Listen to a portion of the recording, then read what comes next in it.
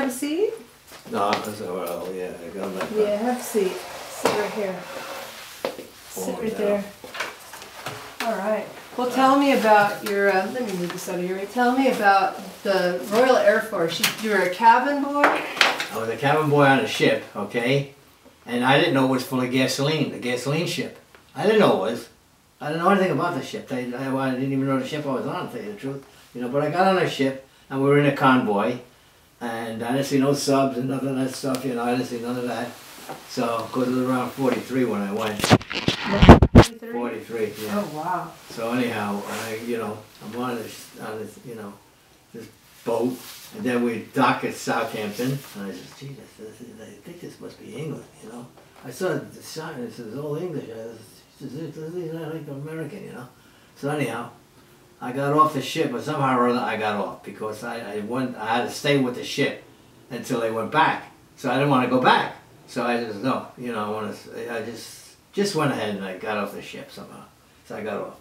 So when I got off the ship, I went into, was it London? Oh, no, Southampton or something. I went to Southampton, and I'm walking around, you know, Christ, I got no place. I said, where the hell am I going to sleep tonight, you know? So I saw this guy in the uniform, and he, you know, he had his badge on. I said, gee, what's that, you know, what's that kind of badge? I'm going to ask this guy. I said, how can I get in the RAF? I want to get in the RAF. He says, you gotta be kidding. He says, you want to go home and go to school.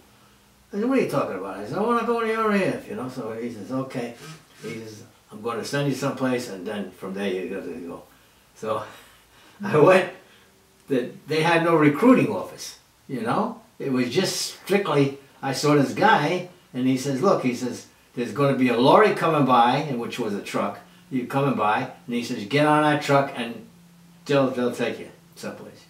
So they took me to it, like, this was probably where everybody would go, you know.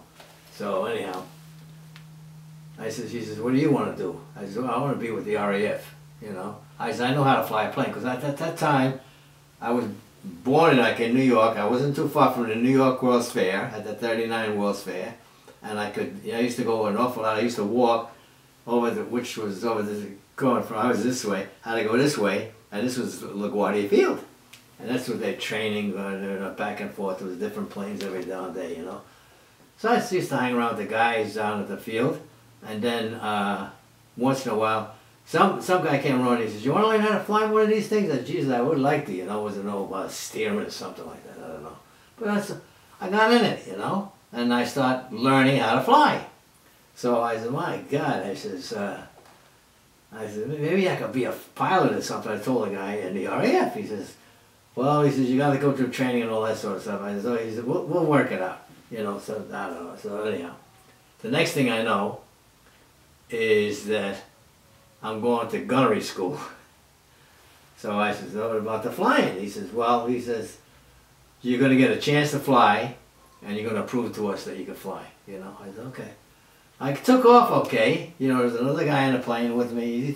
I took off okay, but coming in, my landing wasn't that great. You know. He said, no, I don't think you're going to make it. You know, I said, oh, okay. I said, then I'll be a gunner, you know. So he says, okay. So they took me to the gunnery school, which was still up north more. So I went to the gunnery school, and here they got, you know, it's like if you ever seen a movie, The Flyboys, and they have a guy getting in one of those things, and they take you across, and all the things are out there, the targets, you know, and you got to aim for the targets. So I went, and I did that, you know, learn the guns, learn this stuff, you know. So he says, okay, he says, you passed. He says, you're going to go down to, you'll be out of here in a couple of weeks or so. So I still had to go learn, practice, learn about the guns and all that sort of stuff. And then the next thing I know, I'm down at the Lancasters, where the Lancasters are. And you know, I love that plane. I said, my God, that thing was always off the floor. My God, it was off the floor. It was almost top of a roof, for crap's sakes. You know, so I said, gee, I mean, Chris, this is a big son of a gun, you know. So he says, well, you're going to be in a tail. You're going to have to learn how to use a tail terror. You know, I said, okay. So I learned that. So from then on, that's it. Wow. So you finished you finished up with the RAF, you didn't come back to the States? No, no. Yeah? No. Because, you know, the only thing I did, I had to change my name, because if I stayed with the German name, I would have been shot. You know, somebody would have got me and they would have put me against the wall, and that would have been the end of me. Because they were doing that to some of the guys. Oh, you know, like for betrayal. Yeah, you know, thinking you're a spy or something like that coming in there. Even at my age, it's my God, I said, how could I be a spy? I don't know what they even are looking for, you know.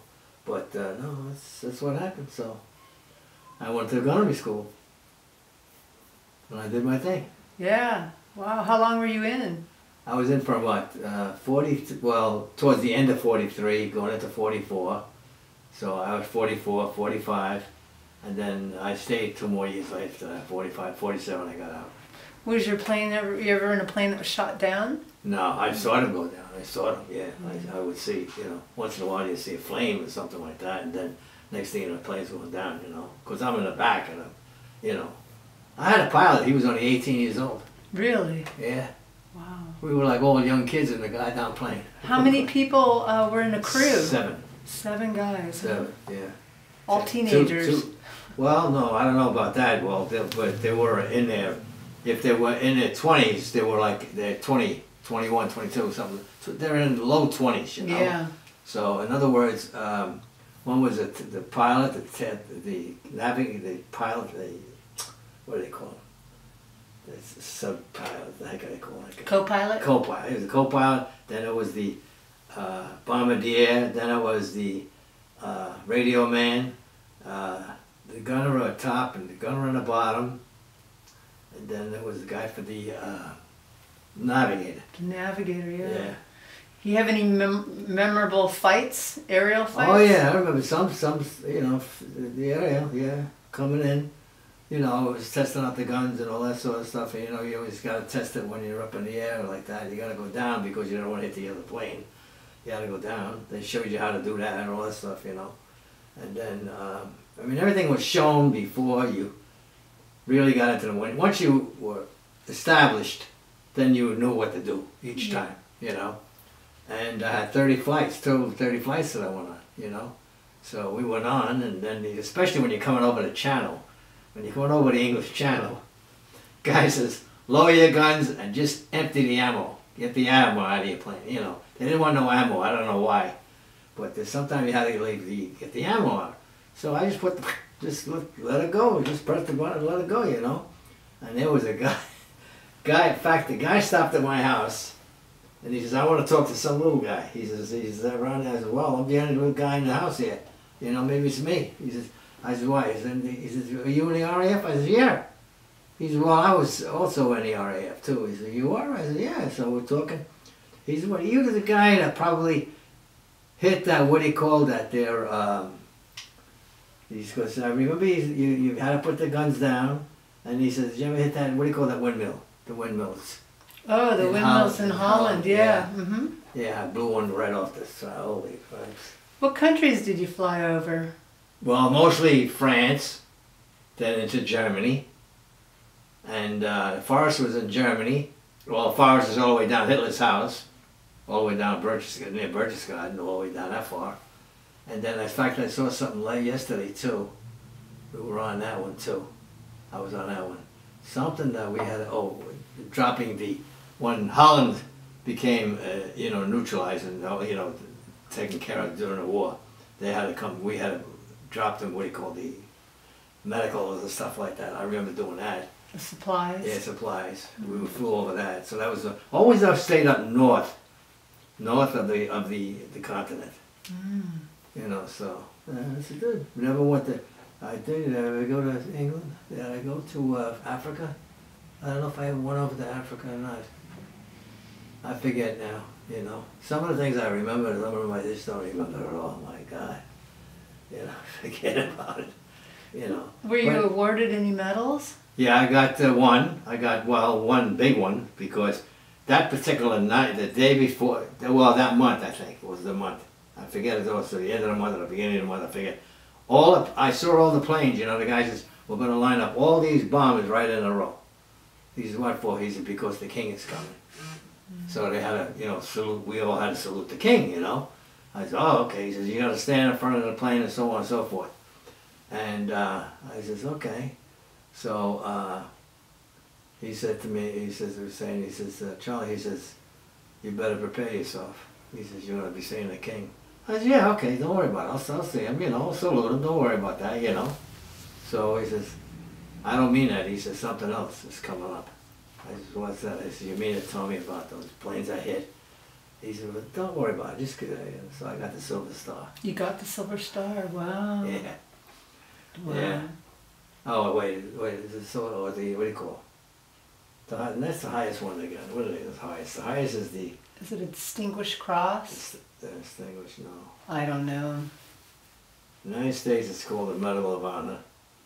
Britain was called, I forget it now. I got the next to the highest medal. Mm-hmm. You know, I got that home. It's the only one I got. In fact, all my stuff was all burnt because, a stupid house that I lived in.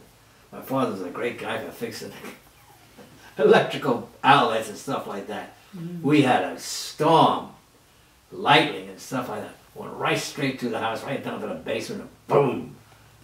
Had a fire. I said, oh my God, don't tell me. I ran down, there's my stuff on fire. Oh. So that's why I don't have none of the stuff. Yeah. It's all gone. I wrote back to England, you know, for the other medals, and then I said, oh Christ, I had a different name. I forgot the name. I don't know if I used Jones or what the heck it was, but I know I used another name, and that's the only one that would be under. Oh. So I said, oh, forget it. So I don't bother no more. I had it when I had the computer. I did it with the computer too. It didn't work. Really? Yeah. There's no such squadron. Oh. 556 I was in. What was it called? 556 squadron. Wow. Yeah. No, not even listed anymore. Really? Yeah. I think it's all gone. Yeah. Well, when I flew back home, I flew into Toronto. And that particular plane is the one that they...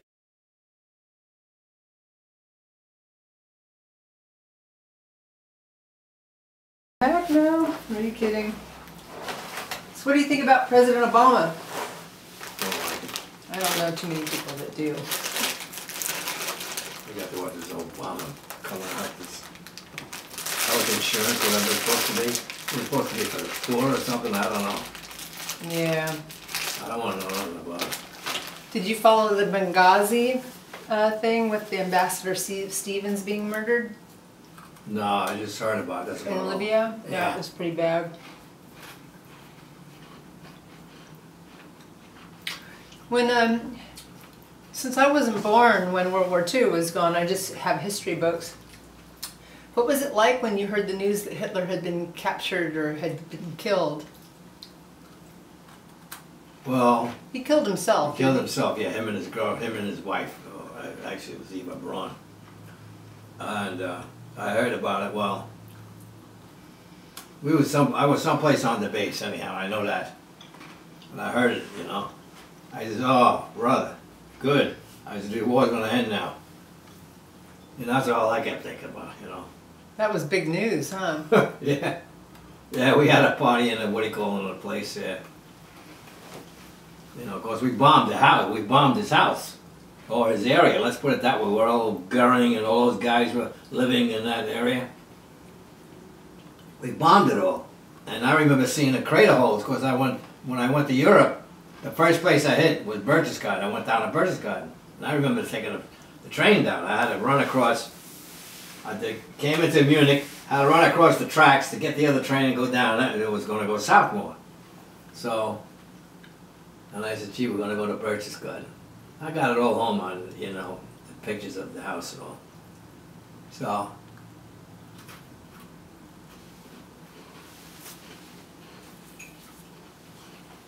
I was on his tour to see the house.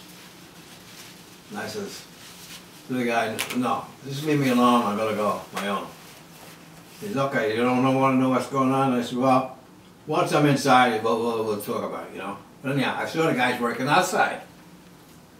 And they asked him, what's Max do? You know, they're telling me they're working. You know, so they looked at me. I said, yeah, ich spreche the Deutsch. So, you know, they talk a little bit to me, not a heck of a lot, but they were telling me that they were there to tear the place down. Really? And they were working like slow as it could be. Sure. Because what happened is the SS, they put dynamite all in the foyer and they just blew it. The building went up and down. That's all it Really? it did. Oh. It just went up and down. That's it. And nothing was ruined. Built well. Yeah, it's darn right. So Germans know what they're doing when they put their mind to something, huh? So anyhow, they says, oh brother, we were told to knock it down. They're told to start tearing it down. So they're doing the best they possibly can, but they were slow. They didn't give a damn. Yeah. No, most of the people at the time really loved that guy, and some hated him, but very few. The girl I was fussing around with, she never talked much about him, and I didn't talk to her about him too either. But she lost her husband during the war. I forget where he was shot. He was shot someplace, And then I met a guy that was an SS man. Okay, I met him in the bar, one of those bars. But you're talking about Charlie Hayes. At that time, I used to drink like crazy. Mostly the beer, of course. Let me see if this really. Yeah, it's hot. So anyhow. Yeah, I met this guy with the the SS. I said, oh, the SS? He says, yeah, you're not gonna get me into trouble, he's saying to me in German. I said, no, don't worry about it. I'm not here. No, I'm not here. I just want to know if you, hey, hell with the Luger. I'm not gonna work with the Luger. I asked him about his uniform. I said, you got your uniform? I said, you want to sell your uniform? I told him in German. He says, yeah, I'll sell him, I said, okay, about $100 he wanted. Wow. Geez, I'm trying to get $100 together. I couldn't get $100 together at that time. Oh, really? Yeah. Otherwise, man, I would have bought the uniform. Yeah. Yeah. He was all right. And most of the people I knew at the bar, they were all, I think there were very few, were there 3 Americans in there or what? I forget. If they were or weren't, I forget. But anyhow, the woman that I'm fussing around with, she was speaking German, And are the Americans here? You were the only one so far. Yeah. I still get nobody else in here, just me and you. That's so that's it. I mean, I got along with them great. I don't give a darn, Yeah. I mean, I went to places that weren't bombed, where they dressed, they put a show on like for the Lord. One would be Jesus, one would be the Johns and all those other guys, I mean, they do that every 10 years, and they dress totally like that time, I said, forget the name of the place. I stopped there. I used to see them ski, those things, off those loops. Yeah. Oh boy. How do the guys do it? I don't understand it. I I used to take those trams up there. The Zugspitz mountain. Yeah, I went up to Zugspitz. In the cove. I saw the cove, And he says, oh yeah, down there. He says, down there is where you want to be, down there, I said, I don't want to be down there. That was too far from me, though. I was down there. I wouldn't go down there. Did you ever keep any contact with any of your RAF flight guys, your friends? When I got to Germany, I called, I had some phone numbers, and if I could use the phone, I would use the phone. If not, I would write over that way. Oh, that's nice. But they wouldn't, they talked to me and all that stuff, but they knew I was in Germany. They wouldn't come over there and see me, so.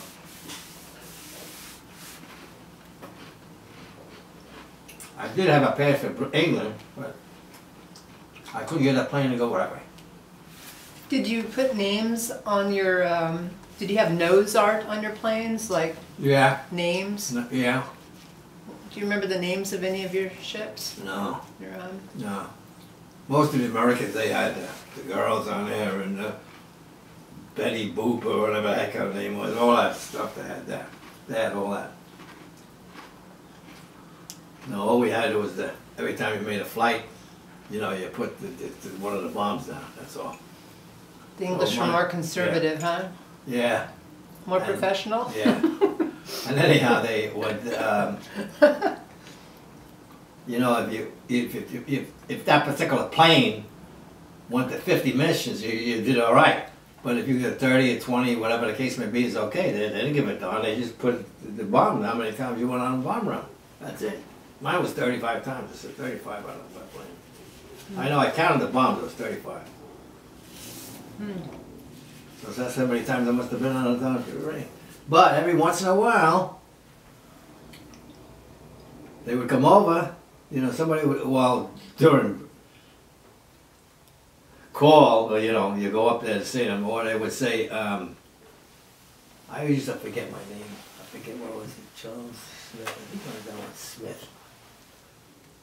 Smith. They would call it Smith. But they wouldn't say my first name. That's the whole trouble. There was other Smiths there, you know, so Smiths. So they called Smith. So I didn't say nothing. So then they said, Charles Smith. And I said, yeah, okay, you know. So it says, would you like to go? We want you to go with the you know, it's RAF. Would you like to go with the mosquito fighters? I said, oh brother, yeah, I'll go. I'm ready to go, man. I mean, that was a beautiful plane, man. I wanted to go in the worst way. So I went. What we were supposed to do, the raid was about. The guy pilot finally told me what it was. He said, we're going to go. We have to go low, and then we're going to come up, you know? You're going to do the bomb release. I said, okay, just tell me when to drop it, that's all, we'll drop it for you. But I had to go, you know, take care of it, because there was only two guys in the plane. It was the pilot and whoever it was, he would take care of it, you know? So, I know he must have had a name, but I don't forget the name, what that was, you know? And I didn't have that marking on me, so he just took me. I had to go with this guy, so I went with this guy. He says, we got to go to, he said, I'm just letting you know, whatever you do, you didn't come from England or anything like that. I said, well, how am I going to tell, you know, you know, he's trying to tell me, oh, there's a case we do crash, you know? Yeah. I said, well, okay, I'll do it, don't worry. Whatever he told me, I did, you know? So, what we're supposed to do was there was the Gestapo headquarters where they were interrogating people and they were at the point now of killing them. They had all these people in that particular place and they were going to kill them all right? And they wanted them people to escape, so we had to blast a hole through the fence. I thought, heck, that was indeed in Denmark or someplace like that. I saw it on television. It was on television once, you know. And yeah, I see the plane coming in. I couldn't even tell mine for crap's sakes.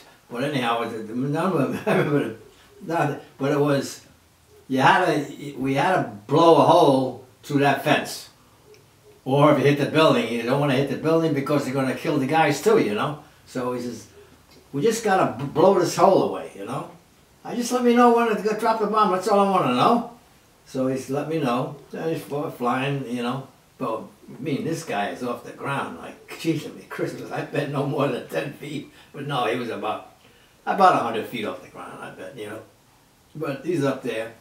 And we're going nice. Gee, it'd be beautiful, you know. I'm seeing everything. I said, well, this is fantastic, you know. So he says, wait till we get to the place. He says, he had his guns go off. Then I knew we were getting close. And then he says, okay.